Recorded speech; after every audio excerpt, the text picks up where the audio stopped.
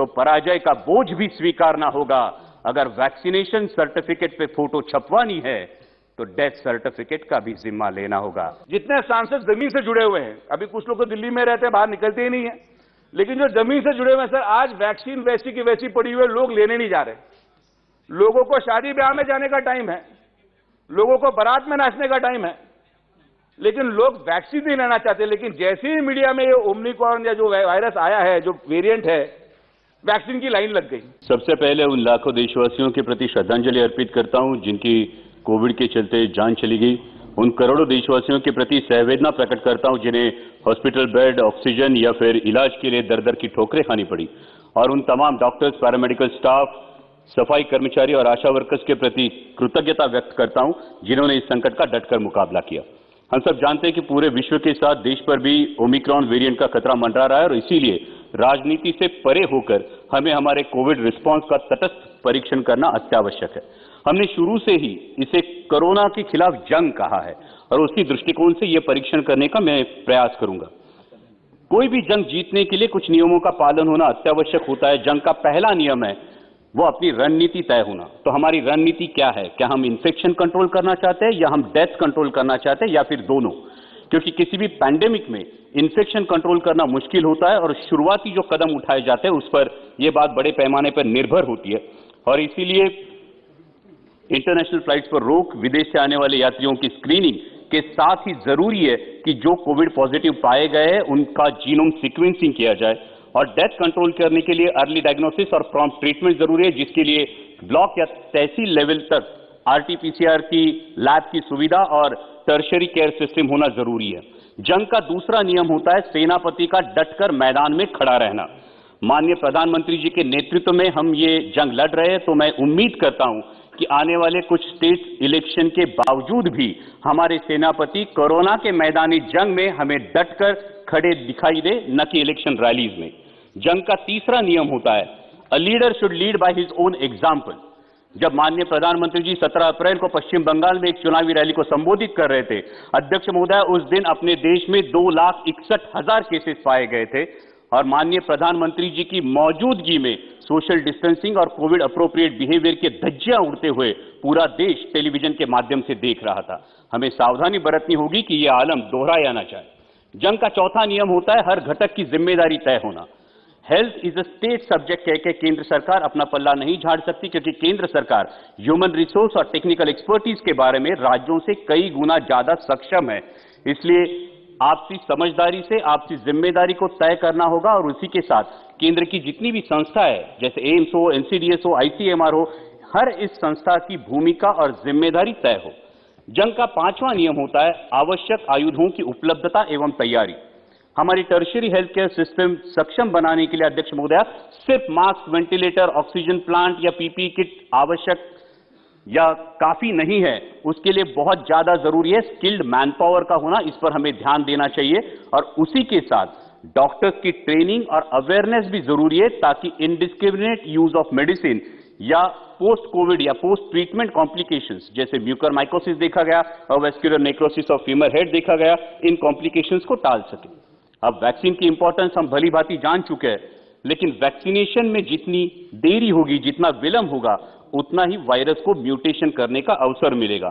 और अध्यक्ष महोदय, ये बात मैं गौरव के साथ बताना चाहता हूं कि कोविशील्ड का उत्पादन करने वाली जो सीरम इंस्टीट्यूट ऑफ इंडिया, ये जो कंपनी है, ये मेरे चुनाव क्षेत्र में और सबसे ज्यादा वैक्सीनेशन का परसेंटेज जहां देखा गया है वो हड़पसर विधानसभा क्षेत्र भी मेरे चुनाव क्षेत्र में। इसके बावजूद हम हमारे जगदम्ब प्रतिष्ठान के माध्यम से गवर्नमेंट की वैक्सीन छोड़कर भी 5 लाख नागरिकों का वैक्सीनेशन सीएसआर की मदद से हमारे चुनाव क्षेत्र में कर रहे हैं।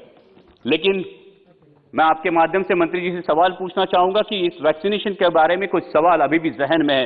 पहला सवाल तो यह है कि सीरम इंस्टीट्यूट ने यह मांग की है कि दुनिया के कई देशों ने बूस्टर डोज रिकमेंड किया है, तो हम इस बारे में बूस्टर डोज के बारे में क्या सोच रहे हैं। दूसरी बात यह है कि कोविशील्ड लगने में जो अंतर है वो 84 डेज का अंतर है, क्या हम ये अंतर कम करके वैक्सीनेशन का दायरा बढ़ा सकते हैं। तीसरा क्वेश्चन है कि बच्चों में वैक्सीनेशन का क्या स्टेटस है। और जंग का छठा नियम होता है जो बहादुरी दिखाते हैं उनकी सराहना करना। मैं माननीय प्रधानमंत्री जी की, माननीय स्वास्थ्य मंत्री जी की सराहना करता हूं और उसी के साथ हम सब जानते हैं कि महाराष्ट्र बहुत बुरी तरह से आहत था, लेकिन महाराष्ट्र के मुख्यमंत्री माननीय उद्धव जी ठाकरे, डीसीएम माननीय अजीत दादा पवार और स्वास्थ्य मंत्री राजेश जी टोपे ने जो काम कर दिखाया है वो काबिले तारीफ है। और इसी के साथ कुछ प्रशासकीय अधिकारी जैसे हमारे औरंगाबाद तथा संभाजी नगर के म्युनिसिपल कमिश्नर आस्तिक कुमार पांडे ने सुपर स्प्रेडर स्क्रीनिंग से लेकर स्मार्ट एम्बुलेंस तक कई ऐसे कदम उठाए जिनको देश भर में दोहराया गया। हमारे मुंबई के कमिश्नर इकबाल सिंह चहल ने मुंबई की पॉपुलेशन डेंसिटी और केस लोड को मद्देनजर रखते हुए भी अध्यक्ष महोदया ऑक्सीजन की बिल्कुल किल्लत महसूस नहीं होने दी और एक सक्षम पब्लिक हेल्थ सिस्टम क्या होता है इसका उदाहरण पेश किया। हमारे पूना के डिविजनल कमिश्नर सौरभ राव ने प्रोएक्टिव मेजर्स लेके ड्रग्स और ऑक्सीजन की ऐसी उपलब्धता कराई कि आसमान को छूने वाला डेथ रेट उन्होंने बहुत अच्छी तरीके से कंट्रोल किया। इन सभी प्रशासकीय अधिकारियों, इन जैसे सभी प्रशासकीय अधिकारियों की मैं सराहना करना चाहूंगा। और सातवां और आखिरी नियम जंग का होता है जंग के अप्रत्यक्ष जो परिणाम है उनका ख्याल करना। जैसा हमने देखा कि कोरोना के चलते कई कंपनियां, कारोबार ठप हो गए। अभी आंकड़े सामने आए कि 20,000 कारोबारियों ने अपनी जान दे दी। कई कंपनियों ने अपने एम्प्लॉयज में कटौती की है। उनके भविष्य के बारे में हमें सोचना होगा। इस दौरान बैंकों ने ईएमआई में आम आदमी को कोई सहूलियत नहीं दी। अगर दोबारा ऐसे संकट का सामना करना पड़े तो इस बारे में सर्वांगीण विचार करना होगा। आज भी देश में ओमिक्रॉन को लेकर एक पैनिक सी है अध्यक्ष महोदया। मैं माननीय मंत्री जी से आह्वान करना चाहूंगा कि इस पैनिक के बारे में एक स्पष्ट सूचना अगर देश को मिले तो देश में जो कारोबारों में जो भी पैनिक तैयार हो रही है, आम आदमी में जो पैनिक तैयार हो रही है, उसे राहत मिले। और एक गौरव की बात मैं बताना चाहूंगा कि हमारी फ्लोर लीडर सुप्रिया जी सुले की अगुवाई में महाराष्ट्र में जिन बच्चों के माता पिता कोरोना में गुजर गए, उन अनाथ बच्चों के लिए राष्ट्रवादी कांग्रेस पार्टी की तरफ से राष्ट्रवादी जिवलक करके अभियान चलाया जा रहा है। मैं केंद्र सरकार से दरखास्त करूंगा कि इस अभियान को अनाथ बच्चों के लिए देश स्तर पर अवलंब करें। और अंत में अध्यक्ष महोदय इतना ही कहूंगा, जंग के एक पड़ाव पर क्षति पहुंची तो क्या हुआ, जंग के एक पड़ाव पर क्षति पहुंची तो क्या हुआ, हम बचेंगे और भी लड़ेंगे, लेकिन कदम मिलाकर चलना होगा। लेकिन कदम मिलाकर चलना होगा, नए जोश से प्रारंभ करना होगा, वरना कहेंगे देशवासी अगर जीत का सेहरा सिर बंधवाना है तो पराजय का बोझ भी स्वीकारना होगा। अगर वैक्सीनेशन सर्टिफिकेट पे फोटो छपवानी है तो डेथ सर्टिफिकेट का भी जिम्मा लेना होगा। धन्यवाद अध्यक्ष महोदय। कोविड ने एक चीज जरूर कर दी है कि दुनिया में हर किसी को डॉक्टर बना दिया है। हम तो भाई 12वीं के बाद एमबीबीएस, एमबीबीएस के बाद एमएस जनरल सर्जरी, उसके बाद एमसीएस न्यूरो सर्जरी, 12 साल लग गए पढ़ने में। और 12 साल के बाद आज रियलाइज हो गया कि देश में हर इंसान डॉक्टर है। लोग बोलते हैं कोविड स्कोर क्या है। जैसे पहले एक जमाना था जब क्रिकेट स्कोर पूछते थे, आप लोग बोलते स्कोर क्या है। आपने remdesivir, when I was doing my medical I have never heard the word remdesivir until and unless it was a HIV patient. So when I was looking after my hospital in these 2 waves, तो एक patient मुझे आके बोला sir हमारे patient का score 9 है, आपने अभी तक एक ही रेमडेसिविर दिया है, ना वो कभी स्कूल में गया हुआ था। उसी तरीके से सुबह से जो चर्चा इस सभागृह में हो रही है वो है हमारे ओमिक्रॉन वेरिएंट की। अब इसमें से ओमिक्रॉन वेरिएंट बोलने वाले सच्ची में उस वायरस को कितना समझ पाए मुझे पता नहीं, लेकिन ओमिक्रॉन, और उनकी भी गलती नहीं है। मीडिया में जिस माध्यम से पिछले एक हफ्ते से दिखाया जा रहा है अब देश को ओमिक्रॉन वेरिएंट से खतरा है, क्या देश को मोदी जी बचा पाएंगे, और जिस तरीके से इस चीज को पूरी तरह से रंगा जा रहा है, मेरा ये साफ मानना है एक डॉक्टर या नाते कि डॉक्टर होने के नाते मैंने इस वायरस को ना किताबों में देखा है ना टीवी में देखा है। मैंने इस वायरस को पेशेंट के अंदर रात और दिन आईसीयू में ड्यूटी करते हुए देखा है। वायरस का natural tendency is mutation. It is RNA virus, it has to mutate. Mutation is transformation. अगर कुछ लोगों ने मार्वल में वो पिक्चर देखी रहेगी एक्समैन, तो वो तो अपने शरीर बदल देते हैं, वो एक म्यूटेशन है। तो क्या वो वायरस है? म्यूटेशन इज ट्रांसफॉर्मेशन, और ये ट्रांसफॉर्मेशन ये हर साल होता रहेगा। तो हमें, मेरा ये साफ मानना है कि हमारे देश को वायरस से खतरा नहीं है, वायरल न्यूज से खतरा है।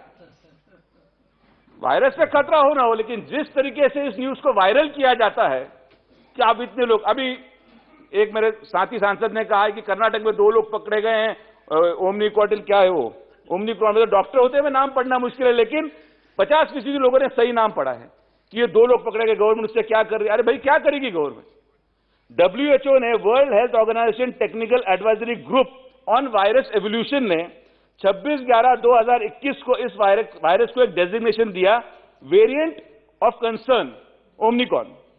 और उसी स्टेटमेंट में वर्ल्ड हेल्थ ऑर्गेनाइजेशन ने कहा है कि इस वायरस के बारे में हम कुछ नहीं जानते हैं, इसकी ट्रांसमिसिबिलिटी कितनी है वो नहीं जानते हैं, ये कितनी डिजीज सीवियरिटी करेगा वो हम नहीं जानते हैं। लेकिन WHO से पहले ही हमारे देश में जो अभी डॉक्टर्स बने हैं इस कोविड के दौरान, उन्होंने इस वायरस का खतरा भी बोल दिया है। हमारा देश इससे तैयार भी रहना चाहिए। और इसकी एक वजह मैं बताता हूं, इसका एक बहुत बड़ा सिस्टम है। अगर आप WHO का सर्वे पढ़ेंगे सर, तो only way to fight this global pandemic is global vaccination. Global vaccination. आज की तारीख में सर सबसे कम वैक्सीनेशन अगर देखा जाए पूरे विश्व में, तो 7% वैक्सीनेशन अफ्रीकन कंट्रीज में हुआ है, ओनली 7%। अगर आप देखेंगे ये वेरिएंट कहां से आया, तो साउथ अफ्रीका से आया। और जब तक इस अफ्रीकन देशों को वैक्सीन दिया नहीं जाएगा, तब तक ये वायरस हर महीने नया वेरिएंट निकालता रहेगा। मैं आप कुछ आंकड़े आपके साथ शेयर करना चाहता हूं सर। साउथ अफ्रीका में 29% लोगों ने फर्स्ट डोज लिया हुआ है, वो पॉपुलेशन है 1.7 करोड़। सेकेंड डोज लिया है 24% लोगों ने, वो संख्या है 1.4 करोड़। इंडिया में सर प्रधानमंत्री जी के प्रयत्न से फर्स्ट डोज 60% हुआ है, 80 करोड़ लोगों ने फर्स्ट डोज ले चुके हैं। और सेकेंड डोज हम अभी 34% पे है, वो 45 करोड़ पर हम पहुंचे हैं। इस वैक्सीनेशन से क्या हुआ है कि हम उसको मॉर्बिडिटी और मोर्टालिटी, जो उसका सीरियसनेस है उस वायरस का, वो हम कम करने में काफी यशस्वी हुए हैं। और हम लोग क्या कर रहे हैं, जो मैं कह रहा हूं, इसका एक सिंपल फॉर्मूला है सर। डॉक्टर के नाते मैं बहुत जिम्मेदारी से कह रहा हूं, मुझे पता नहीं कितने स्पीकर्स डॉक्टर्स थे, अब डॉक्टर नाम पे आगे लगा लिया तो अलग अलग डिग्रीज भी है, कोई PhD होल्डर्स है, कोई वेटरनरी डॉक्टर है, कोई BMS है, कोई MBBS है। तो मेरे ख्याल से मैं न्यूरोसर्जन होने की वजह से तो कुछ सांसदों में सबसे बड़ी डिग्री मेरी है, इस तरीके से मैं मान के चलता हूं। तो उस बिना पे मैं कुछ रखना चाहूंगा कि less vaccination, more mutation, more fatality, more the chaos.